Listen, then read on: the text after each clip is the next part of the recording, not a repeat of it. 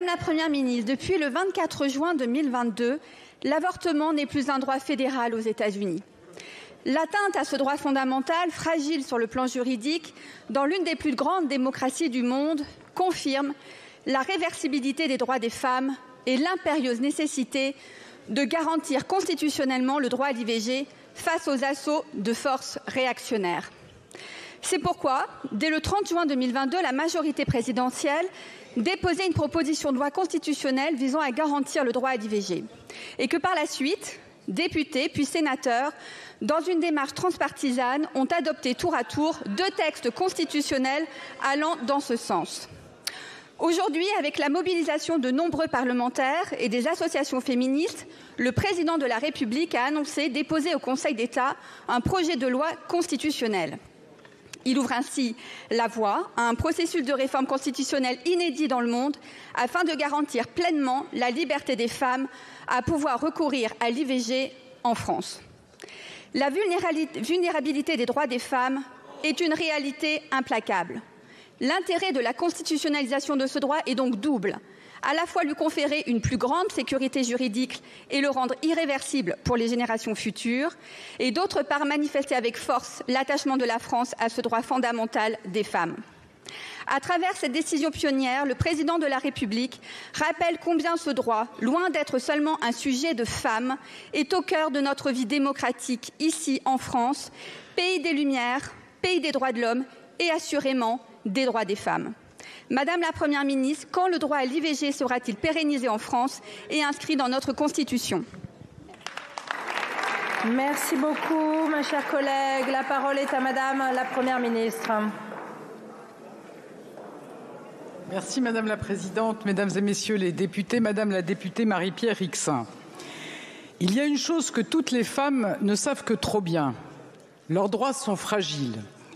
Et Simone de Beauvoir disait vrai en affirmant qu'ils seraient toujours les premiers remis en question. Au cœur de ces droits, il y a celui de disposer de son corps. Il y a la garantie de pouvoir librement recourir à l'interruption volontaire de grossesse. Ce droit est le fruit d'une lutte, du manifeste des 343, du procès de Bobigny. Ce droit est le fruit du courage, celui de Simone Veil à la tribune de cette Assemblée.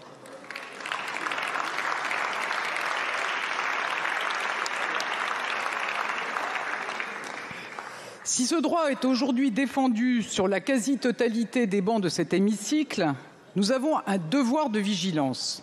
Vous l'avez rappelé, la décision de la Cour suprême des États-Unis l'année dernière a rappelé que le droit à l'avortement pouvait être menacé même dans une grande démocratie. Et jusque sur notre continent, plusieurs partis d'extrême droite veulent remettre en cause cette liberté fondamentale pour les femmes. Ce devoir de vigilance, vous le partagez. C'est le sens de la proposition de loi constitutionnelle adoptée à une très large majorité sur ces bancs et votée ensuite par le Sénat. Ce devoir de vigilance, nous le partageons. Le 8 mars dernier, en rendant l'hommage de la nation à Gisèle Halimi, le président de la République s'est engagé à inscrire le droit à l'IVG dans le marbre de la Constitution. Et dimanche dernier, après concertation avec les groupes parlementaires, le président de la République a annoncé qu'un projet de loi constitutionnel serait transmis dès cette semaine au Conseil d'État et présenté au Conseil des ministres avant la fin de l'année.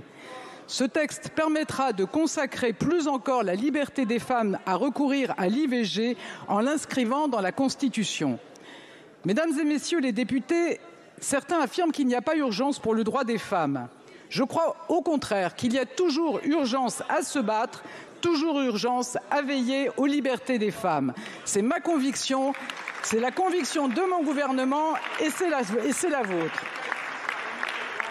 Et c'est une conviction qui rassemble largement sur ces bancs. C'est pourquoi, pour toutes les femmes, avec le président de la République, nous souhaitons que ce droit soit inscrit dans la Constitution en 2024. Je vous remercie. Merci beaucoup, Madame la Première ministre.